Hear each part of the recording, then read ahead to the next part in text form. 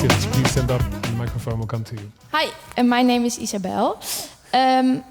We hear a lot about cases in which Bellingcat was right and proved something far before the official research teams came to that conclusions. But is there a case in which Bellingcat was proven wrong? It's not so much proven wrong, it's more that the thing is there's loads of stuff we don't publish because we don't get a complete enough answer.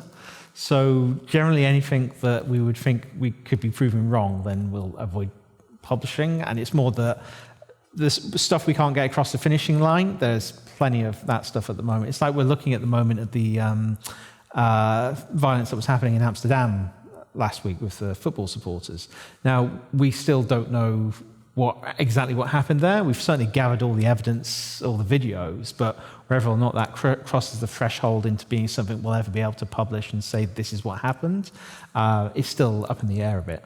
But so you are looking into the clashes between Maccabi and Moroccan youngsters. What triggered your interest to look at what happened in the night from Thursday to Friday, which is a huge international story now, because at the time people were saying, New York Times, Wall Street Journal, it's Jews being chased in the Canal district of Amsterdam. It was really the fact that we could see those videos being shared online that weren't really being analysed or put into any context. They were being used as just sticks in online arguments. It's like, oh, this video shows people shouting this thing, oh, the other side's shouting something that's just as worse or even more terrible, and they're just people looking for justifications of the violence of their side in this. Right, but these people who said that, they are politicians, ministers, prime ministers, pogroms. They were using the word pogrom. Yeah, there are people who use very specific language, and it's also interesting to, we're putting things into a timeline of events, but that's not just the videos that show things unfolding, it's when people were saying certain things. Like, very, very quickly, people were specifically blaming Moroccans, a lot of these people were also people who had an agenda that supported. And that entered, I think, some of the mainstream discourse about the events when there was a lot more going on over that period than it can be kind of simply boiled down to, oh, it was this side or that side. It's not goodies versus baddies. But are you saying, so the right-wing leader in the Netherlands, Geert Wilders of the PVV, he was one of the first who said, this is scum from Morocco, and we should kick them out of the country. We had enough of these people, let's get rid of them. Yeah, because there's no reasonable way for him at that point in time to have known. And he wasn't going around checking the passports of all the people responsible for the violence.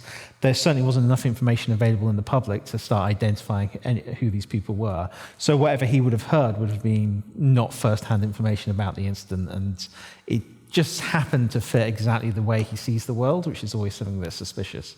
Have you seen the video of the kid of 16 years old who was taping in the city center of Amsterdam, traveled with the fans of Israel, Maccabi, by subway to the city center, started filming, had no idea what was happening, and then suddenly is filming fans of Maccabi making a mess in the city as well, which was totally underreported in the Netherlands, this story.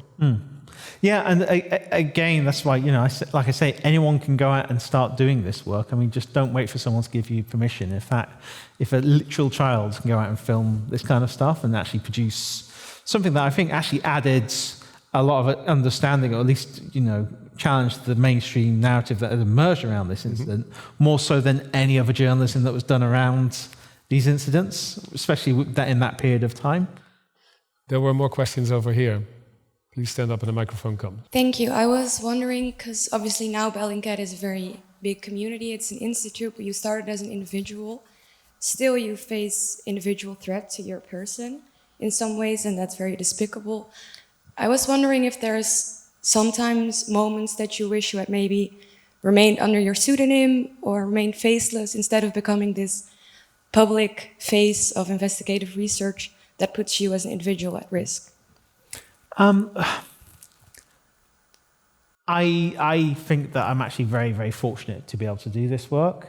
There are some negative consequences of that, and I have kind of got used to those. But for me, it's always the thought that, the people who don't like Bellingcat, who are trying to stop us what we're doing, are doing that because we're revealing their wrongdoing. and that some of them are doing like really terrible stuff, and that our work has had a positive real world impact. So I've always I'm much happier doing this than I was doing anything I was doing before. So I'm okay with it. It's a good question, though. I mean, people in your country, in the UK and everywhere else, have been poisoned by the government of Vladimir Putin. We all know about Alexei Navalny. Have you ever thought or considered, or do you take measures against people who have those ideas and plans? Yeah, it's along with the kind of psychological support, which part of that is overlapping with that, because that just create a sense of fear. That can be quite difficult for some people. It's also just we have a lot of security consultancy work with our team.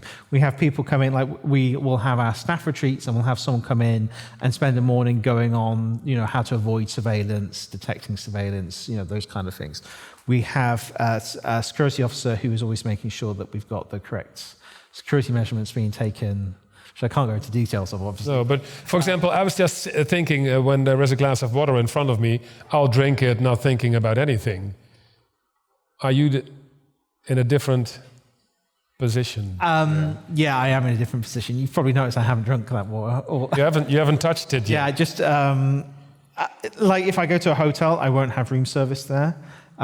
There has been suspicions that I've had my room accessed by bad faith actors before, so I also have various mitigations in my room against that at the moment, which I won't go into. But I take a lot of precautions with this stuff.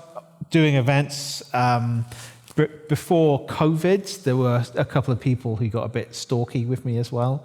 So fortunately, they're stuck outside of Europe at the moment. But yes.